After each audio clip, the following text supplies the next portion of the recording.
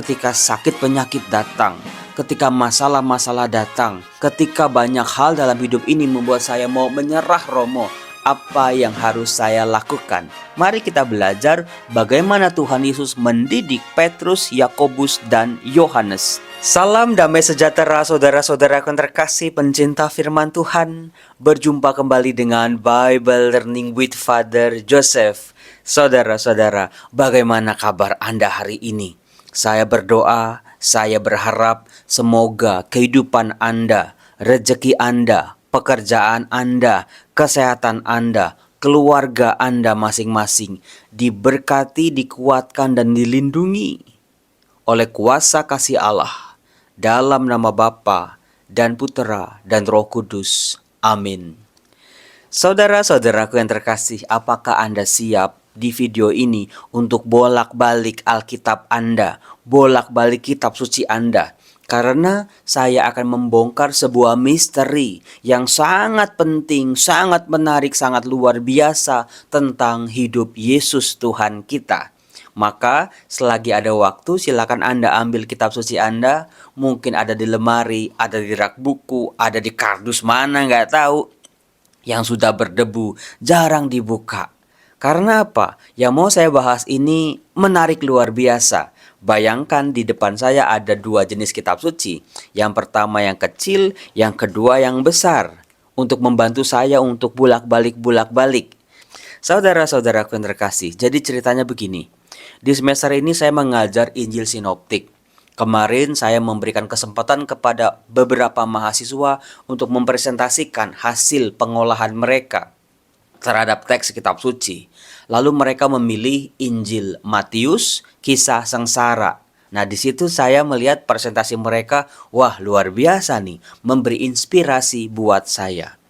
Saudara-saudara, apa nggak Anda tahu bahwa di Injil Matius itu ada sebuah gerakan luar biasa. Injil Matius yang kita tahu misalnya Injil Kerajaan Allah, di mana Matius menunjukkan apa yang dijanjikan oleh Allah, apa yang dinubuatkan oleh Allah dalam perjanjian lama, sungguh-sungguh terjadi dalam kehidupan Yesus. Sungguh-sungguh dihidupi oleh Tuhan Yesus, sungguh-sungguh nubuat-nubuat itu dipenuhi dalam diri Yesus sampai wafat, sengsara, dan kebangkitannya. Nah, saudara-saudara, kalau kita baca-baca Injil Matius, itu ada sebuah gerakan. Ada sebuah gerak bagaimana semua yang diwartakan oleh Injil Matius dari Matius bab 1, bab 2, bab 3 terus sampai bab terakhir adalah sebuah persiapan bagi kita untuk mendengar sebuah kesaksian seorang kepala pasukan yang melihat Yesus wafat. Itu bisa kita temukan dalam Matius bab 27 ayat 54. Silakan Anda baca. Kepala pasukan dan prajurit-prajurit yang menjaga Yesus menjadi sangat takut ketika mereka melihat gempa bumi dan apa yang telah terjadi. Lalu berkata, jadi pada akhirnya orang-orang bukan Yahudi, orang-orang yang tidak percaya kepada Allah, orang-orang yang mengambil sikap permusuhan dengan orang-orang Yahudi, dengan orang-orang Israel, mereka mengakui, sungguh ia ini adalah anak Allah. Ternyata Matius bab 1, 2, 3, 4 sampai Matius bab 26, apapun yang dilakukan oleh Tuhan Yesus, apapun yang diajarkan oleh Tuhan Yesus, apapun bentuk dinamika, konflik-konflik sekalipun antara Yesus dengan orang-orang Yahudi, dengan imam kepala, ahli Taurat, orang Saduki, ajaran-ajarannya, semuanya, kisah penyalipannya, sengsaranya, wafatnya mengarahkan kita untuk sampai ke puncak ini. Sebuah pengakuan dari orang-orang bukan Yahudi bahwa Yesus sungguh anak Allah. Mereka yang hanya menyaksikan bagaimana peristiwa yang terjadi pada waktu Yesus wafat. Nah, saudara-saudara, untuk mencapai puncak itu, puncak pengakuan dari bangsa-bangsa lain, termasuk juga kita ternyata. Kan kita bukan orang Yahudi, tetapi kita diajak untuk mengaku bahwa Yesus sungguh adalah anak Allah. Untuk sampai pada ke puncak itu, kita bisa melihat beberapa poin penting. Misalnya begini, apa yang dilakukan oleh Tuhan Yesus sebelum memasuki kisah sengsaranya? Dan yang lebih penting lagi adalah apa yang dipersiapkan oleh Tuhan Yesus kepada para muridnya, supaya mereka bisa masuk dalam kisah sengsaranya.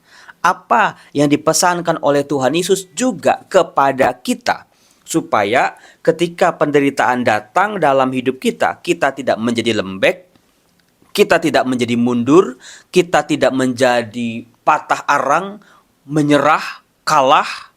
Nah, mari kita lihat. Ada 3 murid yang pertama-tama yang bisa saya bongkar. 3 murid yang selalu diajak oleh Tuhan Yesus. Tuhan Yesus punya muridnya 12. Tapi dalam peristiwa-peristiwa penting, Yesus hanya mengajak 3 muridnya. 3 murid itu yaitu Petrus dan anak-anak Zebedeus, yaitu Yakobus dan Yohanes. Kita bisa melihat bagaimana 3 murid ini dibentuk oleh Tuhan Yesus, terutama soal memasuki kisah-kisah sengsara. Bagaimana ketika penderitaan datang, bagaimana ketika jalan hidup tidak sesuai dengan apa yang kita ingini. Penggalian ini bisa sangat berguna buat kita. Romo, ketika sakit penyakit datang, ketika masalah-masalah datang, ketika banyak hal dalam hidup ini membuat saya mau menyerah, Romo, apa yang harus saya lakukan? Mari kita belajar bagaimana Tuhan Yesus mendidik Petrus, Yakobus, dan Yohanes. Kita bisa mulai dari Matius bab 16 ayat 13 sampai 20. Ketika Tuhan Yesus bertanya, "Menurut kamu, siapakah aku ini?" Pada waktu itu hanya Petrus yang menjawab kepada Yesus, katanya, "Engkau adalah Mesias, anak Allah yang hidup." Itulah identitas Yesus. Nah, apa yang dikatakan Yesus kepada Petrus setelah pengakuan Petrus bahwa Yesus adalah Mesias? Dikatakan, "Berbahagialah engkau Simon bin Yunus, sebab bukan manusia yang menyatakan itu kepadamu, melainkan Bapakku yang di surga." Kalau baca kitab suci silahkan pakai perasaan juga.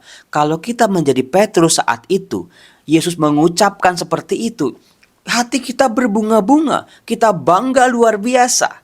Ditambah lagi, "Dan aku pun berkata kepadamu, engkau adalah Petrus, dan di atas batu karang ini aku akan mendirikan jemaatku, dan alam maut tidak akan menguasainya." Wow, lebih luar biasa lagi. "Kepadamu akan kuberikan kunci kerajaan surga. Apa yang kau ikat di dunia ini akan terikat di surga, dan apa yang kau lepaskan di dunia ini akan terlepas di surga." 3 janji Tuhan Yesus kepada Petrus isinya hal-hal positif semua. Hal yang sangat istimewa semua, yang tidak dikatakan Yesus kepada para murid yang lain, hanya kepada Petrus. Bisa dibayangkan bagaimana bangganya Petrus, hidupnya akan melesat tinggi luar biasa. Tetapi ini dia, di perikop selanjutnya, sejak waktu itu Yesus mulai menyatakan kepada para muridnya bahwa ia harus pergi ke Yerusalem dan menanggung banyak penderitaan dari pihak tua-tua, imam-imam kepala, dan ahli-ahli Taurat, lalu dibunuh dan dibangkitkan pada hari ketiga. Yesus mengajak para muridnya untuk geraknya turun. Meskipun waktu itu Petrus sedang ada di atas puncak karirnya, mungkin Yesus mengajak untuk gerak turun bersama dia, berani menghadapi penderitaan. Tetapi kita bisa melihat reaksi dari Petrus. Petrus menarik Yesus ke samping dan menegur dia, katanya, "Tuhan, sekiranya Allah menjauhkan hal itu sekali-kali takkan menimpa engkau." Lihat, Petrus gak mau turun bersama Yesus. Petrus gak mau gurunya menderita. Petrus juga gak mau ikut-ikutan menderita. Maka Yesus berpaling dan berkata kepada Petrus, "Enyahlah iblis, engkau suatu batu sandungan bagiku, sebab engkau bukan memikirkan apa yang dipikirkan Allah, melainkan apa yang dipikirkan manusia." Saudara-saudara, Yesus mengajak Petrus untuk berani turun. berhadapan dengan realita kehidupan termasuk pada sebuah penderitaan sekalipun. Ketika menjalankan perutusan dari Allah, penolakan, siksaan, penderitaan, bahkan kematian adalah resiko yang harus diambil. Nah, kemudian saudara-saudara, kita bisa melihat di bab selanjutnya, yaitu di Matius bab 17, di mana Yesus dimuliakan di atas gunung. Siapakah murid-murid yang diajak oleh Yesus untuk menyaksikan perubahan transfigurasi yang dialami oleh Yesus di depan para muridnya? Disebut di situ ada 3 murid, Petrus, Yakobus, dan Yohanes. Mereka diajak oleh Tuhan Yesus. Kepada mereka tampaklah Musa dan Elia. Nah, pada waktu itu, lagi-lagi Petrus mempunyai sebuah inisiatif yang luar biasa. Dia senang, dia naik ke atas gunung. Lihat hidupnya naik lagi geraknya. Dia bisa melihat peristiwa yang tidak dilihat oleh para murid lainnya. Dia melihat peristiwa istimewa, identitas Yesus, pakaiannya berkilau-kilauan putih, wajahnya bercahaya, berbincang-bincang dengan Musa dan Elia, 2 tokoh sangat besar dalam perjanjian lama, dalam tonggak sejarah keselamatan Allah. Waktu itu Petrus berkata, "Tuhan, betapa bahagianya kami berada di tempat ini. Jika Engkau mau, biarlah kudirikan di sini 3 kemah. 1 untuk Engkau, 1 untuk Musa, dan 1 untuk Elia." Lagi-lagi lebih dieksplisitkan lagi bahwa Petrus mau puncak kebahagiaan itu, hal yang mulia itu, hal yang sangat mengagumkan itu bisa bertahan lebih lama dengan mendirikan 3 tenda. Tetapi yang dilakukan oleh Yesus tidak. Dan tiba-tiba sedang ia berkata-kata, turunlah awan yang terang menaungi mereka. Dan dari dalam awan itu terdengar suara yang berkata, "Inilah anak yang kukasihi, kepadanyalah aku berkenan, dengarkanlah dia." Menyaksikan peristiwa yang sangat amat istimewa itu, bayangin saudara-saudara, di perjanjian lama ada di kitab Keluaran ketika Allah turun ke kemah pertemuan. Di situ juga ada awan, ada kilat, ada asap. Kemudian juga ketika Salomo memberkati bait Allah, juga terjadi peristiwa yang sama. Yeskiel juga menyaksikan hal yang sama. Di sini Petrus, Yakobus, dan Yohanes menyaksikan peristiwa yang luar biasa itu. Lalu nggak heran mereka dikatakan tersungkur dan mereka sangat ketakutan. Takut karena begitu kagum, sekaligus merasa tidak pantas. Lalu Yesus berkata kepada mereka, menyentuh mereka sambil berkata, "Berdirilah, jangan takut." Nah, pada waktu itu di ayat 9 dikatakan mereka turun dari gunung itu. Saudara-saudara, geraknya lagi-lagi sebuah gerak turun. Seperti Allah turun dari surga ke dunia untuk menyelamatkan umat manusia, untuk tinggal bersama-sama dengan kita. Maka gagasan Immanuel menjadi sangat jelas di sini. Nah, kalau kita baca, saudara-saudara, misalnya di Matius di bab 20, bagaimana 2 murid ini lagi-lagi tampil ke permukaan berhadapan dengan penderitaan. Dikatakan di Matius bab 20 ayat 20 dan seterusnya. 2 murid ini tidak berani berkata langsung kepada Yesus. Mereka minta kepada ibu mereka, istri dari Zebedeus. Dikatakan, maka datanglah ibu anak-anak Zebedeus serta anak-anaknya itu kepada Yesus. Anak-anaknya siapa? Yakobus dan Yohanes. Ia sujud di hadapan Yesus dan meminta sesuatu kepadanya. Kata Yesus, "Apa yang kau kehendaki?" Jawab ibu itu, "Berilah perintah supaya kedua anakku ini boleh duduk kelak dalam kerajaanmu, yang seorang di sebelah kananmu, yang seorang lagi di sebelah kirimu." Lagi-lagi saudara, geraknya adalah naik. Persis seperti keinginan kita, harapan kita, doa-doa kita. Kita mau naik. Karir kita, kedewasaan kita, kematangan rohani kita, kita mau geraknya naik. Tetapi saudara-saudara, mari kita lihat. Yesus menjawab, "Kamu tidak tahu apa yang kamu minta. Dapatkah kamu meminum cawan yang harus kuminum?" Catat baik-baik, Yesus menyebut kata cawan. Kata cawan dalam Injil Matius dalam konteks ini artinya cawan penderitaan. Lalu mereka menjawab, kami dapat. Berhadapan dengan dua muridnya yang katanya siap untuk masuk dalam penderitaan, Yesus mengajarkan sesuatu yang sangat penting. Dikatakan, kamu tahu bahwa pemerintah-pemerintah bangsa-bangsa memerintah rakyatnya dengan tangan besi, dan pembesar-pembesar menjalankan kuasanya dengan keras atas mereka. Itulah wajah dunia ketika berada di atas. Orang menjadi kejam, orang menjadi bengis, memerintah dengan tangan besi, dengan kekuasaan. Dikatakan, tidaklah demikian di antara kamu. Barang siapa ingin menjadi besar di antara kamu, hendaklah ia menjadi pelayanmu. Dan barang siapa ingin menjadi terkemuka di antara kamu, hendaklah ia menjadi hambamu.